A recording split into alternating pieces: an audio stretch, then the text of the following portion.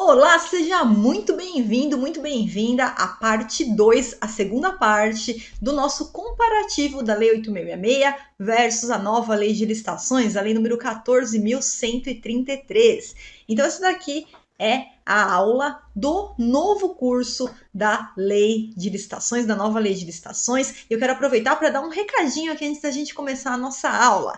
Então, você que está assistindo essa aula, eu liberei aqui algumas aulas, né, as primeiras aulas do novo curso da nova Lei de Licitações.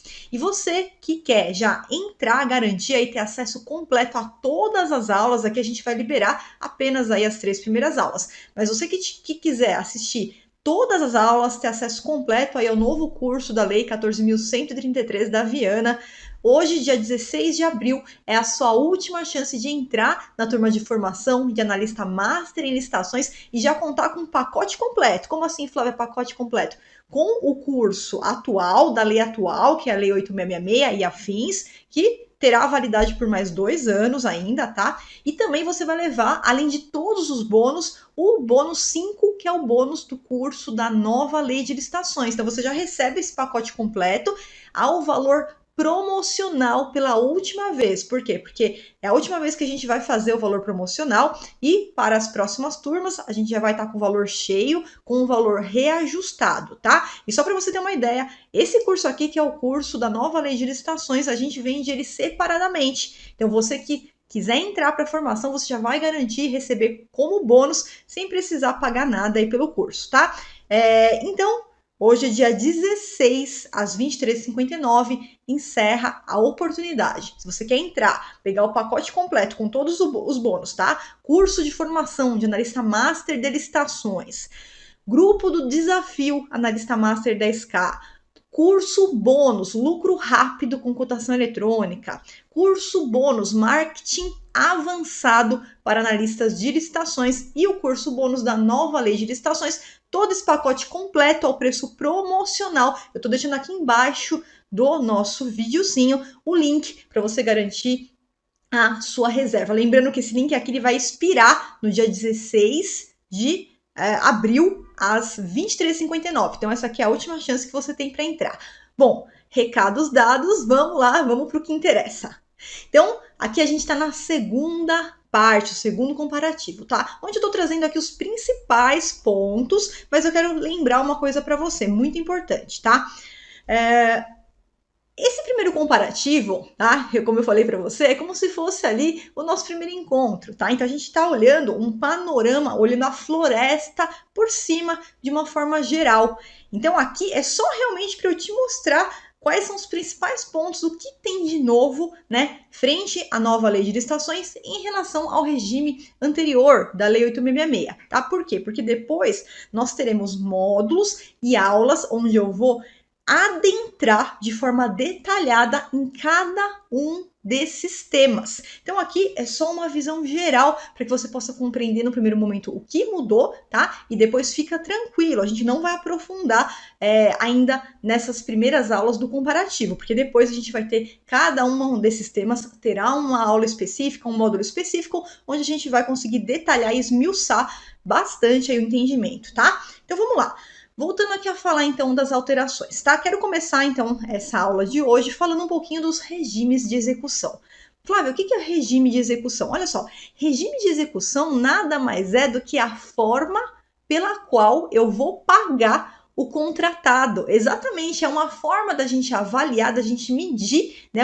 Como se fosse uma medição da forma que aquele contratado vai receber a remuneração pelas obras ou pelos serviços que ele vai prestar aqui quando ele for executar o contrato. Então, esses regimes, né, quando eu vou escolher o regime para aquela obra ou para aquele serviço, ele depende das peculiaridades daquele objeto. Então, o agente público ele faz a escolha caso a caso, dependendo das peculiaridades do objeto. Então, vamos ver o que mudou a respeito da Lei 8.666 para a Lei 14.133. Sempre que o órgão ele vai fazer a contratação de um terceiro, vai contratar uma empresa, por exemplo, para realizar aqui uma obra, um serviço, ele usa para obras e serviços um desses regimes aqui de execução. Então, na Lei 8.666, nós tínhamos 4 regimes para obras e serviços. Por quê? Porque compras, a gente fala que é um modo de fornecimento, né? Quando a gente compra um produto, ele pode ser entregue parceladamente, ele pode ser entregue de uma vez só. Então, produto, compras, a gente fala em modo de fornecimento na Lei 8.666. E para obras e serviços, a gente fala de regime de execução. Então, é a forma pela qual aquele objeto ele vai ser executado e pelo qual o contratado vai receber a sua remuneração pela prestação daquele serviço ou daquela obra. O primeiro regime que a Lei 8.666 traz é a empreitada por preço unitário. Então, na empreitada por preço unitário, imagine que o pagamento ele é feito, por exemplo, por metro quadrado, por quilômetro rodado. Então, é um regime que é utilizado, por exemplo, nos casos de manutenção corretiva. Imagina o seguinte, eu tenho lá os elevadores, tá? Os elevadores, eles precisam de algum tipo de manutenção, geralmente de manutenção corretiva e também de manutenção preventiva. Então, quando eu falo em manutenção aqui, ó, corretiva, né, para a empreitada por preço unitário, você imagina que aquele elevador ele vai dar problema ao longo do caminho. E eu não tenho como saber exatamente quais são as peças que terão que ser trocadas, quantas vezes eu vou ter que trocar a ventoinha, quantas vezes eu vou ter que trocar a correia. Então, essa manutenção, quando a gente faz por preço unitário, o edital ele traz, tá, uma tabela lá das peças que eventualmente poderão ser trocadas e traz também, por exemplo, o valor da mão de obra do profissional que vai fazer essa execução, tá? E aí, como é que é feito o pagamento? Então, normalmente, tá, no final ali do mês, a gente faz uma avaliação, uma medição do que foi feito, quais foram as peças que foram trocadas, qual foi o valor da mão de obra pelos serviços, e o contratado ele vai receber efetivamente aquilo que ele fez, aquilo que foi concluído. A gente faz uma avaliação, a gente faz uma medição, uma avaliação dos serviços ali que foram prestados. Isso significa que o contratado ele pode até receber cada mês um valor diferente, tá? Mas dentro do que foi acordado, quando ele participou da licitação, né, ele elaborou a sua proposta e esses preços eles já estão previamente fixados, tanto para as peças quanto para os serviços. Então, a manutenção corretiva é um dos exemplos que a gente pode fazer aqui por preço unitário. Agora, empreitada por preço global. No caso da empreitada por preço global, a gente fecha o contrato por um valor cheio, tá? Um valor ali pela execução total. Então, por exemplo, no caso da manutenção dos elevadores, a gente pode falar da manutenção preventiva. Por quê? Manutenção preventiva significa que todo mês tem que ir lá um técnico, dar uma olhadinha no elevador, fazer os ajustes, fazer a limpeza, e aí ele recebe um valor fixo por mês por conta dessas visitas, né? Então a gente fecha um preço global que ele vai receber ao final do mês ali pelos serviços prestados.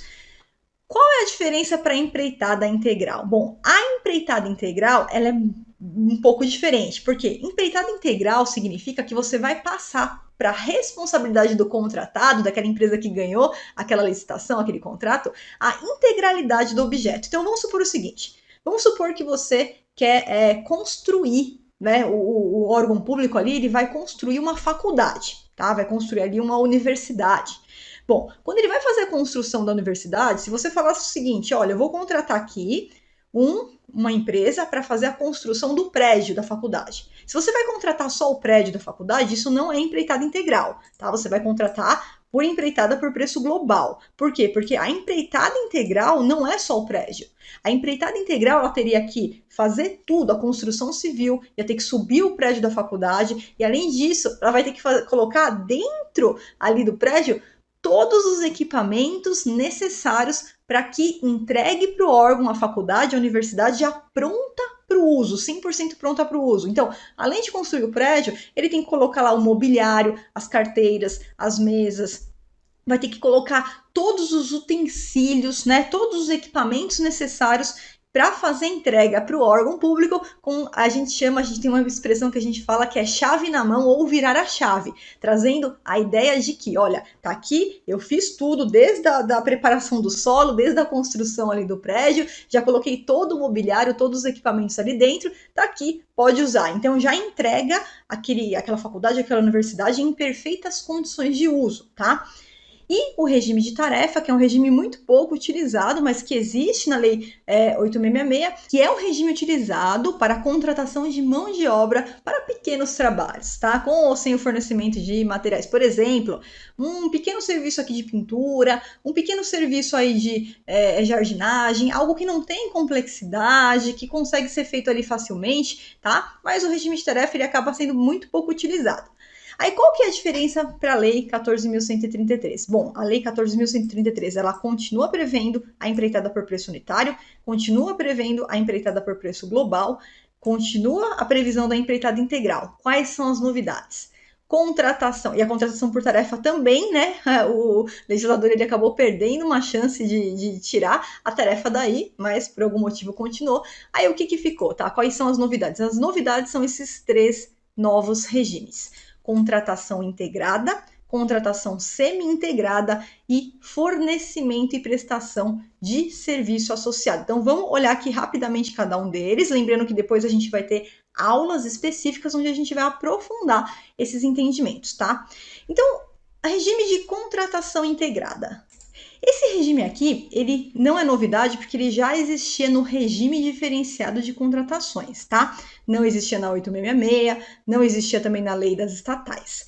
Qual que é a novidade em relação a ele? Primeiro ponto, ele é um regime que ele vai ser utilizado só para obras e serviços de engenharia, tá? Então não é um regime que a gente pode utilizar ali para outros tipos, é para obras e serviços de engenharia, para esse objeto. A diferença aqui na contratação integrada é que quem ganhar a licitação, contratado, além de executar todo ali o empreendimento, ele também vai ser o responsável por fazer o projeto básico e também o projeto executivo. A administração ela só faz o anteprojeto de engenharia e deixa nas mãos do contratado. Claro que o projeto básico ele passa por uma aprovação nos termos do anteprojeto de engenharia, tudo certinho, mas passa para o contratado a possibilidade dele utilizar a expertise dele para de repente trazer soluções melhores e com custos mais reduzidos que vão realmente atender ali a necessidade da administração, tá? Então, na contratação integrada, a diferença é que o contratado ele vai fazer o projeto básico e ele também vai fazer o projeto executivo. A administração, ela faz o anteprojeto só e ele executa as demais tarefas, tá? Além disso, a contratação semi-integrada. A contratação semi-integrada também não é uma novidade porque ela existia na lei das estatais, tá? E qual que é a diferença da semi-integrada para a que a gente acabou de ver?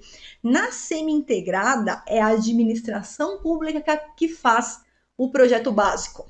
Então, o que vai passar a ser critério, obrigação do contratado, tá? Além dele executar todo aquele empreendimento, tá? Obra ou serviço de engenharia também, ele é um regime que a gente vai aplicar para obras e serviços de engenharia, tá? Além, então, dele fazer a execução de todo o empreendimento, ele também vai executar o projeto executivo. Então, a diferença aqui é que ele não vai fazer o projeto básico. O projeto básico, aqui, quem faz é a administração. O contratado faz o projeto executivo e faz a execução ali de todo o empreendimento, tá? Bom, e aí, por último, a gente teve também como novidade mais um regime de execução chamado fornecimento e prestação de serviço associado. Imagine então o caso que o órgão, além do empreendimento, ele também precisa ali de um fornecimento que fique associado à prestação, por exemplo, da operação daquele empreendimento ou mesmo da manutenção do empreendimento.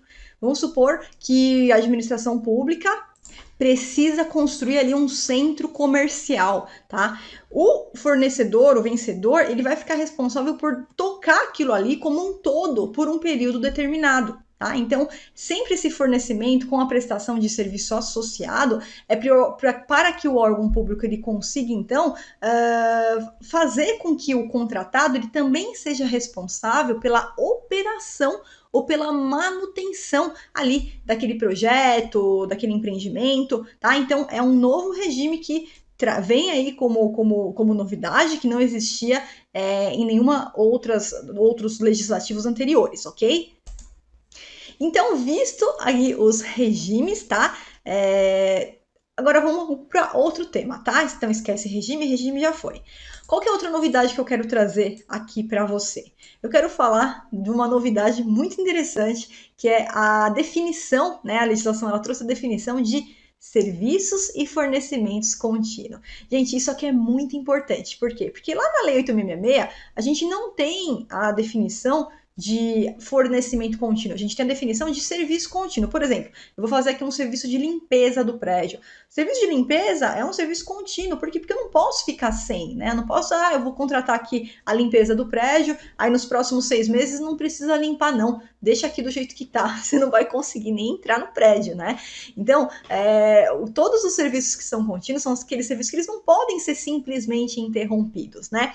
E aí, quando a gente falava de serviço contínuo, a gente tinha lá na Lei 8.666, no artigo 57, a gente tem o prazo ali pelo qual o contrato administrativo ele tem o seu tempo ali, o seu tempo de duração, digamos assim. A duração dos contratos pela Lei 8.666 segue a vigência dos créditos orçamentários, ou seja, de 1º de janeiro a 31 de dezembro. E no inciso 2 tinha lá a previsão de que o serviço contínuo é um contrato que ele poderia, por exemplo, ser prorrogado, né, limitar até 60 meses, a gente podia ir prorrogando porque é um serviço que eu não tenho como parar de receber. Só que quando a gente ia para a compra de produtos, mesmo produtos que não poderíamos parar de receber, a gente não conseguia aplicar essa técnica para fazer a prorrogação de um contrato de compra. E aí a gente tinha ali jurisprudência, né? E conseguimos ali com muito custo, de repente, com a jurisprudência, pensar numa analogia de serviço contínuo para fornecimento contínuo. Imagina o seguinte: aqueles kits para pessoas portadoras de HIV. Aqueles kits que eles precisam tomar, aqueles coquetéis, eles não podem parar, né? Não pode parar de receber. A pessoa tem que tomar de forma contínua. Poxa, e aí acontece um problema, não pode prorrogar ali o contrato, porque é um fornecimento, não é um serviço. Então a gente tinha esses problemas que eram resolvidos aí a duras penas.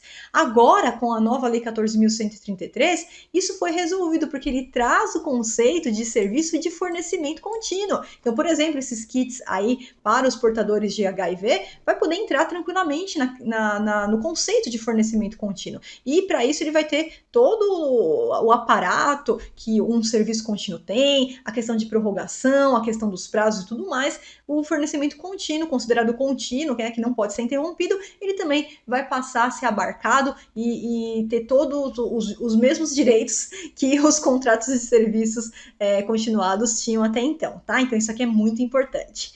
Bom, aí vamos falar um pouquinho dos meios de publicidade do edital.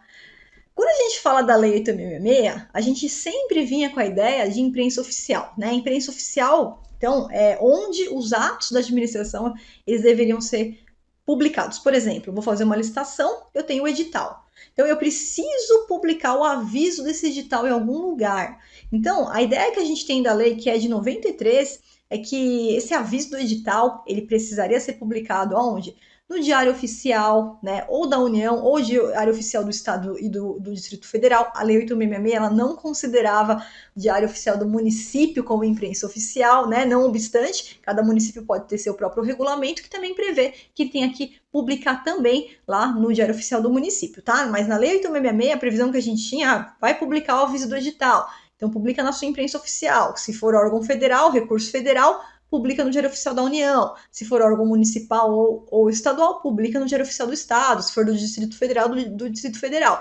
E além disso, adicionalmente, ele previa também publicação em jornal diário de grande circulação e outros meios, né? Então, por exemplo, internet. E a Lei 10.520, que é a Lei do Pregão, também tinha previsão para, aí sim, publicar no Diário Oficial do ente, Diário Oficial da União, ou do Estado, ou do município, jornal de circulação local, se não houver diário oficial, e também facultado a e-mails eletrônicos. E aí os decretos, né, os regulamentos, por exemplo, o decreto do pregão presencial, o decreto do pregão eletrônico, trazia ali os meios eletrônicos como pontos obrigatórios para que a esfera publicasse também ali na internet, né, nos sites ali do órgão e tudo mais.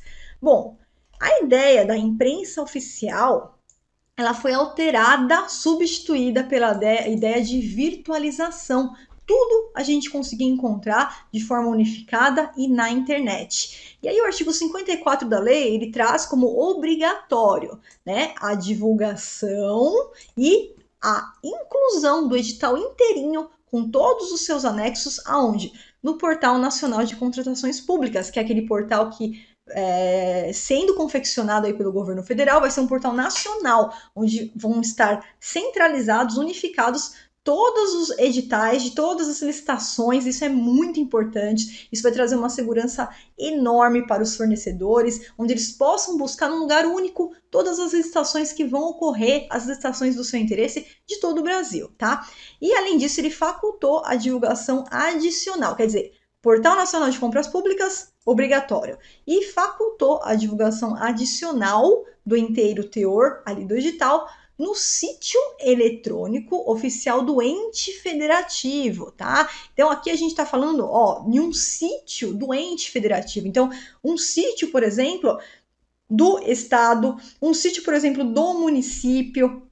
A princípio, não me parece que aqui é o sítio do órgão individualizado. Ah, posso publicar também no meu site como órgão individualizado? Só a prefeitura posso publicar no meu site? Claro que você pode. Mas também a ideia é que tenha também, de repente, um sítio eletrônico ali do ente, né, do estado, do município, e que a publicação também seja colocada ali. E ó, aqui de forma facultativa, foi o que a lei trouxe, tá? Nada impede que os estados e municípios tenham suas legislações próprias e obriguem a essa publicação lá no sítio do ente, ok? E ainda admitiu a divulgação direta a interessados. Imagina o seguinte, você tem um mail lá dos principais fornecedores, manda para o seu mail, ou tem ali o registro cadastral, e aí você manda para as empresas daquele segmento, daquele objeto que você vai licitar, tá? E além disso, a publicidade que após eu terminar a licitação, eu tenho que disponibilizar também lá no Portal Nacional de Contratações Públicas, tá? Todo o material aqui, ó. E se o órgão ou entidade responsável pela licitação entender cabível, também no sítio do ente, tá? Todos os documentos elaborados na fase preparatória que por algum motivo não tenham integrado o edital. Vamos supor que a gente fez uma licitação e lá eu deixei justificado, motivado que o orçamento seria sigiloso.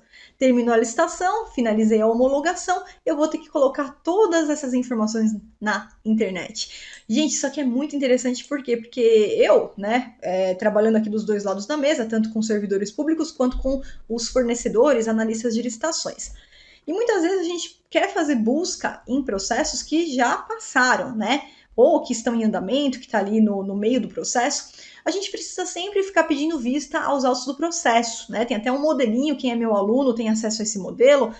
Eu forneço um modelo de pedido de vistas aos autos registrados, mas com isso aqui, até isso vai ficar facilitado, né? O que a gente tem que ver é como que vai ser a cobrança disso aqui, se efetivamente vai ter cobrança, se os órgãos de controle vão cobrar, se não vai ser um artigo aí que vai constar na lei, mas que ninguém vai seguir, porque se realmente for seguido, isso é muito interessante, porque ele vai unificar ainda mais o acesso transparente a todas as informações de uma maneira geral, sem eu precisar até ficar pedindo vista aí aos autos do processo depois que passar esse período, depois que for disponibilizado, quer dizer, após a homologação. Então, isso aqui eu fiquei muito feliz com essa previsão, a gente só tem que aguardar se realmente isso aqui vai funcionar, se realmente isso daqui vai pegar, tá? Então, a gente teve uma alteração significativa a respeito da publicidade do edital, tá? Então a gente sai da ideia de imprensa oficial, a gente sai da ideia do jornal, a gente sai da ideia de publicação para ir para a internet, tá? Virtualização dos atos, perfeito?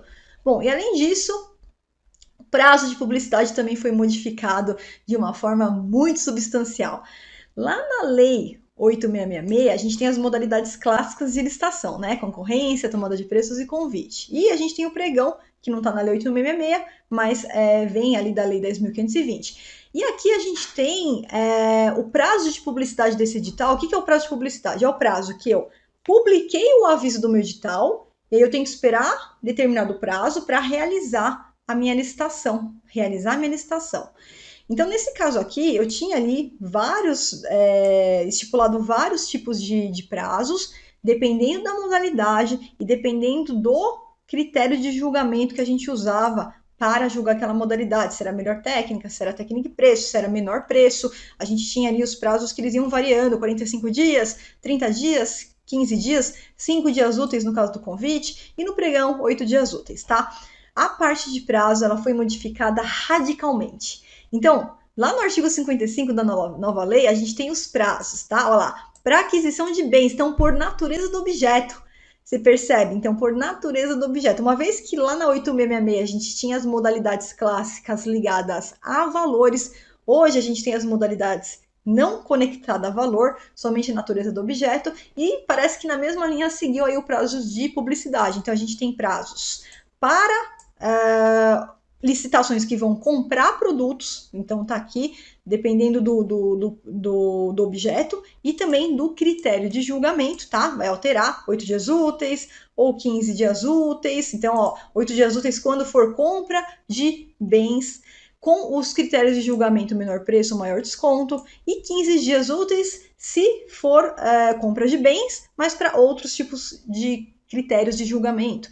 E para obras e serviços de engenharia, também a gente teve aí, ó, 10 dias úteis, dependendo do critério de julgamento, tá? 25 dias úteis, também dependendo aqui do critério de julgamento, 60 dias úteis quando for o regime de execução a contratação integrada, 35 dias úteis quando for a contratação semi-integrada, tal. E também aqui, ó, licitações que adotem critérios de julgamento de maior lance, 15 dias úteis, e critérios de julgamento de técnica e preço, ou melhor, técnica, 30, ou conteúdo artístico, 35 dias úteis, tá? Então a gente teve aí a alteração. Depois, nas aulas respectivas, eu vou entregar para vocês os mapas mentais, com todos esses prazos mastigados, tá? Quando a gente chegar aí nas próximas aulas, mastigando. Aqui, como eu disse nesse primeiro momento, é um panorama geral para a gente ver mais ou menos o que mudou. Depois a gente vai aprofundar, detalhar, desenhar, tá? E fazer ali a confecção dos mapas mentais que eu vou entregar para vocês ao longo das próximas aulas, dos próximos módulos, tá? Modos de disputa. Então, enquanto na Lei 8.666 a gente não tinha previsão de modos de disputa, na verdade, os modos de disputas a gente teve também, por exemplo, no Decreto 10.024, já algumas previsões. Na Lei 14.133, a gente tem a estipulação de modos de disputa, chamando de modo de disputa aberto, aquele que os licitantes eles apresentam suas propostas por meio de lances públicos e sucessivos. É mais ou menos o que acontece no pregão, tá? Então, no pregão a gente tem ali, a gente faz a proposta, depois a gente começa a dar lances ali públicos e sucessivos, tá?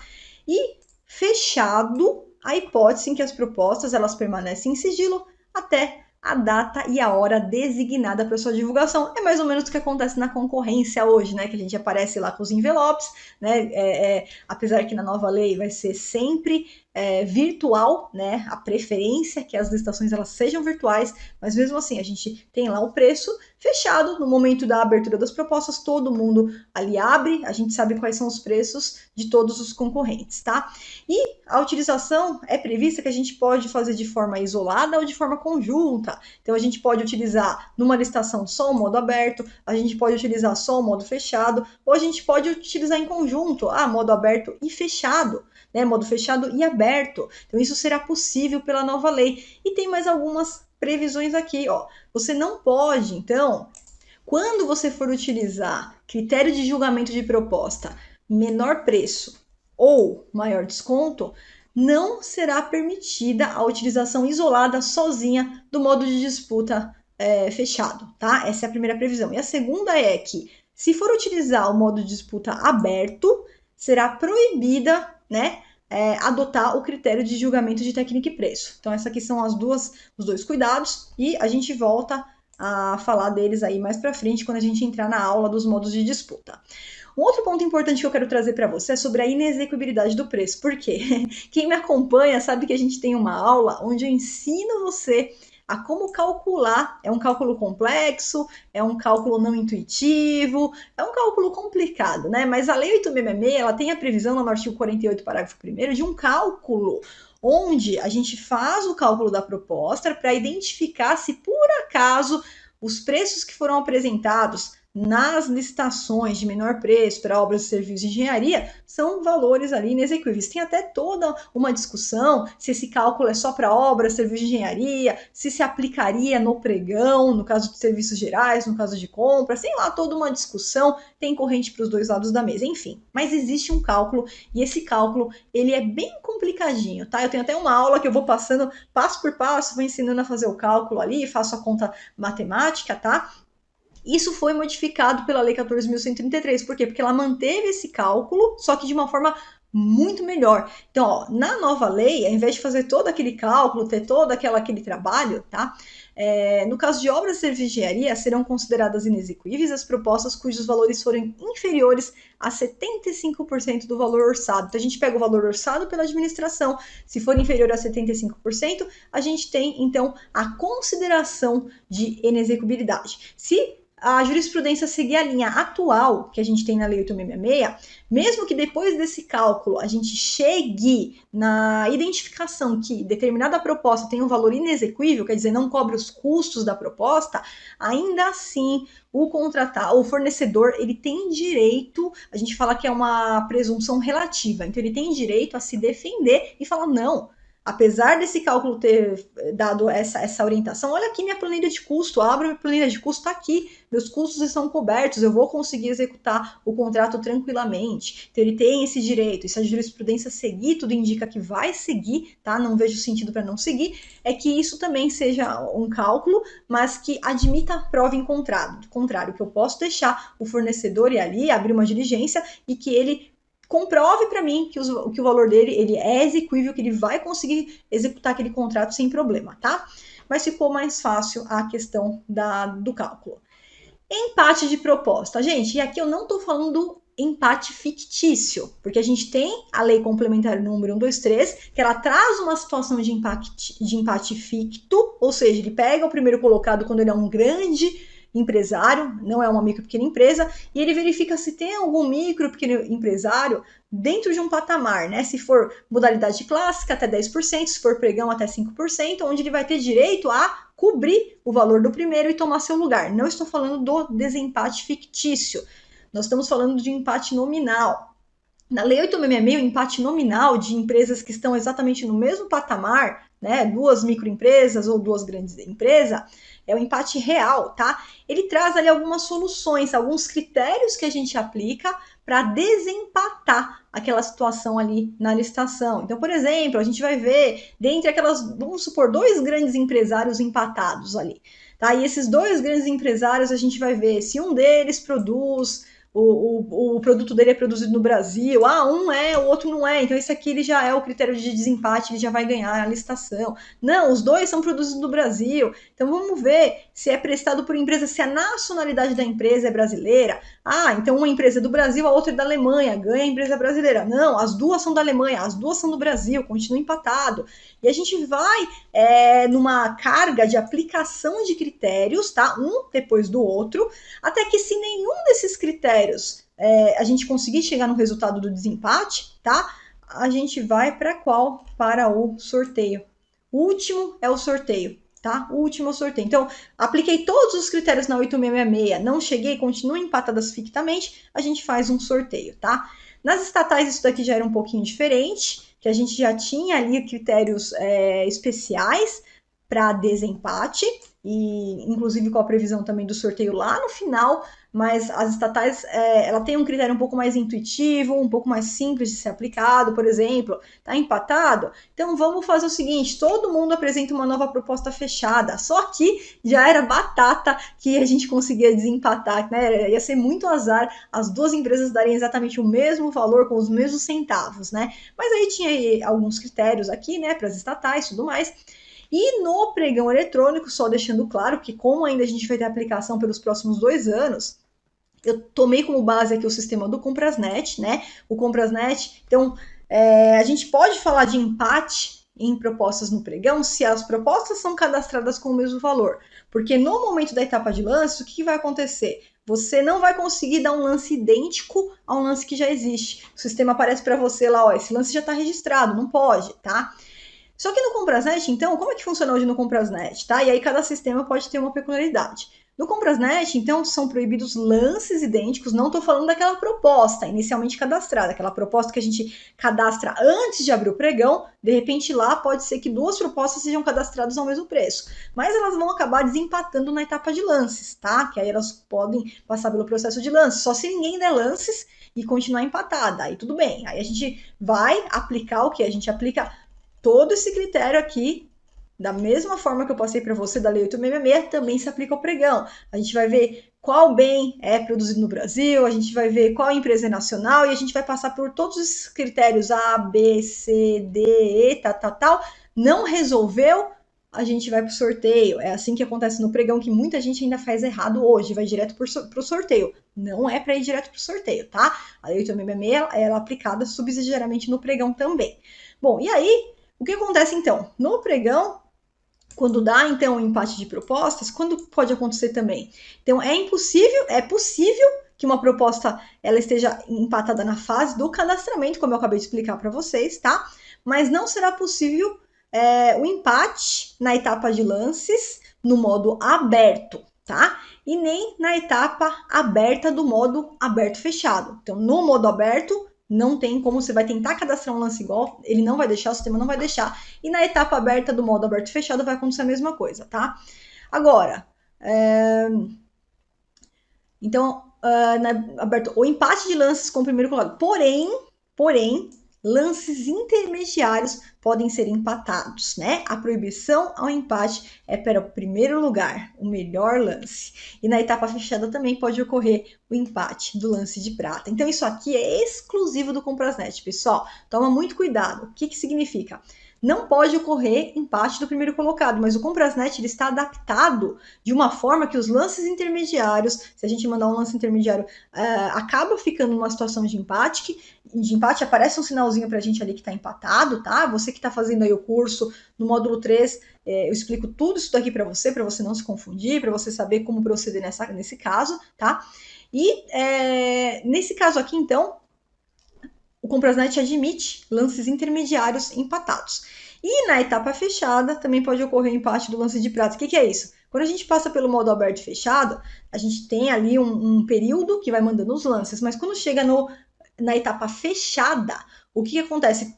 Aqueles que foram selecionados para a etapa fechada, aparece lá no monitor deles, aparece na telinha deles um campo onde ele vai cadastrar o valor do seu lance e ele vai ter 5 minutos. E aí, claro, se de repente duas empresas mandam exatamente o mesmo lance, pode acontecer uma situação de empate. E aí aconteceu a situação de empate, a gente aplica aqui todas essas regras do primeiro painel que eu mostrei para você, uma por uma. Não deu solução, continua empatada, aí que a gente vai para o sorteio. Bom, a Lei 14.133, ela vem aí com uma orientação um pouquinho diferente. Então, primeiro, o empate ficto, isso daqui não muda, tá? Mas agora a gente vai para o empate real, duas empresas exatamente com o mesmo valor nominal, com o mesmo perfil, né, o mesmo porte.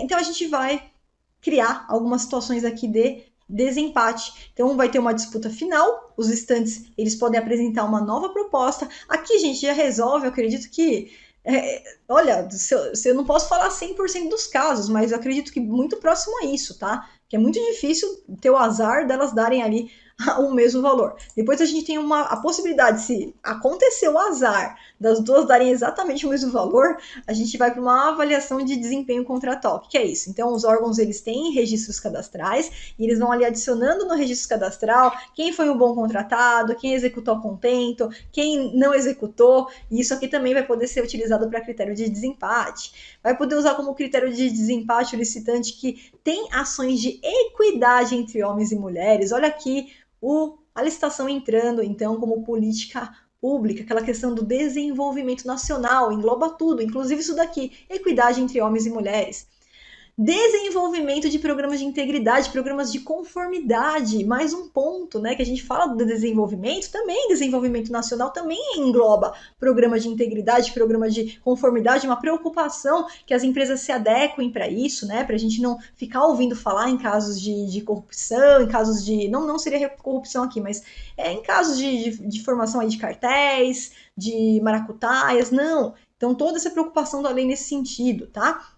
E aí, permanecendo o empate, depois que a gente aplicou todos os critérios, vamos supor que todas elas estão ali no mesmo patamar, todas elas desenvolveram aí ações de equidade, ou nenhuma delas desenvolveu, todas têm programas de integridade, aí permanecendo empate, a gente aplica os critérios de preferência. Aí vem aqui os critérios de preferência, igualdade de condições, se não houver desempate, será assegurada preferência sucessiva aos bens e produtos produzidos ou prestados por empresas estabelecidas no território, tal, tal, tal. Aí ele vem, ó, empresas brasileiras, empresas que investem em pesquisa, que comprovem a prática de mitigação, né, que são medidas para redução de recursos e emissões de gases. Bom, então a gente vai aplicando essas regras e não existe sorteio. Por quê? Porque, gente, vai ser impossível, depois de aplicar todas essas regras, né, ter alguém que vai continuar na situação de empatada. Então essa é a diferença, tá? E fica tranquilo que depois a gente vai ter uma aula só sobre empate real de propostas na nova lei, assim como eu tenho uma aula de empate real de propostas na Lei 8.666 no nosso curso, aí quem está na formação de analista master, quem está no licitações para servidores 5.1, tem uma aula só sobre isso. Eu também vou preparar uma aula de desempate de propostas para isso aqui ficar bem claro, ficar bem fácil aí você conseguir avaliar, tá? E depois a negociação. Então, a negociação a gente sabe que ela é feita pelo pregoeiro, é um dever ético ali, moral do pregoeiro realizar uma negociação, só em casos muito específicos, de repente o valor já está muito baixo, surge até uma dúvida se aquele valor é exequível ou inexequível, é outra coisa. Mas fora esse caso, terminou a etapa de lance, está ali com o primeiro colocado vencedor, o pregoeiro ele sempre vai ter o dever de fazer uma negociação, tentar chegar em valores mais vantajosos para o órgão. Não consta na Lei 8.666 a possibilidade de negociação. Entretanto, eu sempre defendi que haveria a possibilidade de ter uma negociação, não no procedimento licitatório, não durante o procedimento licitatório. Depois que terminou a licitação inteira, você está numa concorrência, acabou a licitação, já tem o vencedor, ele já ganhou, não tem como voltar atrás, ele é o campeão, a gente vai assinar o contrato com ele. Não vejo empecilho nenhum em ali, antes de assinar o contrato, de repente tá lá, ó, esse aqui é o menor preço que você consegue chegar, não dá para dar um descontinho? Não vejo problema, mas não consta na lei e há quem defenda que não pode aplicar, tá? Não pode aplicar no procedimento licitatório, isso não pode, porque não tem previsão legal. Mas uma vez que você já terminou tudo, né, já acabou tudo, né, um agrado ali, que de repente o fornecedor quer fazer para o órgão público, eu não vejo problema, tá? Apesar de praticamente ser bem difícil isso acontecer. Agora, na Lei 14.133, a gente tem a seguinte previsão, ó, que definido o resultado do julgamento, quer dizer, acabou, né, o julgamento da licitação ali, das propostas, a administração ela pode negociar em condições mais vantajosas com o primeiro colocado. Então, não está submetida só ao pregão. É a possibilidade de negociação prevista para qualquer modalidade, certamente para qualquer modalidade, né? E ó, se o primeiro vamos supor aqui que o primeiro colocado ele seja desclassificado, né? Então tentei negociar, o preço dele está acima, de repente, do estimado lá, ele não quis negociar, eu vou seguir a ordem de classificação e conversar com o segundo colocado, conversar com o terceiro se for o caso, tá? E essa negociação ela é conduzida pelo agente de contratação, perfeito, pessoal? Então é isso, espero que você tenha gostado muito dessa aula e a gente se vê na próxima aula, que é a parte 3 do comparativo entre a Lei 8.666 e a Lei 14.133.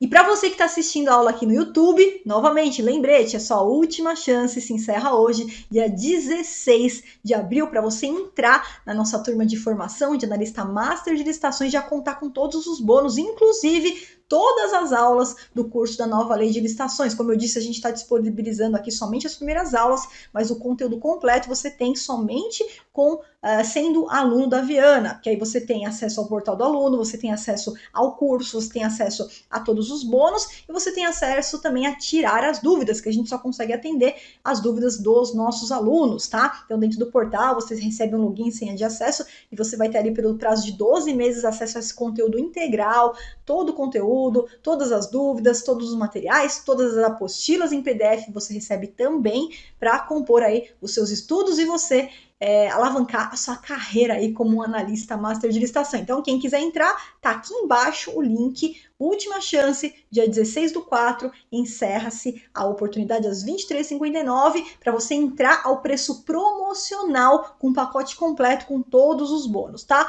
Quem deixar para depois, os avisos são, não sei quando que a gente vai abrir a próxima turma, porque agora a gente está focado na confecção desse curso, aqui desse curso da nova lei de licitações, tanto para os alunos da formação, quanto para os alunos que são servidores, e também o valor não vai ser o valor que você pode pagar hoje, tá? Não vai ter mais esse valor promocional. O valor vai ser cheio e reajustado a partir das próximas turmas, ok? Então é isso. Um grande abraço para você. Até o próximo vídeo. E quem quiser garantir conquistar a sua formação e todos os bônus ao valor promocional, tá aqui embaixo o link. Clica, se inscreve, eu te encontro dentro do curso. Um grande abraço da professora Flávia Viana para você.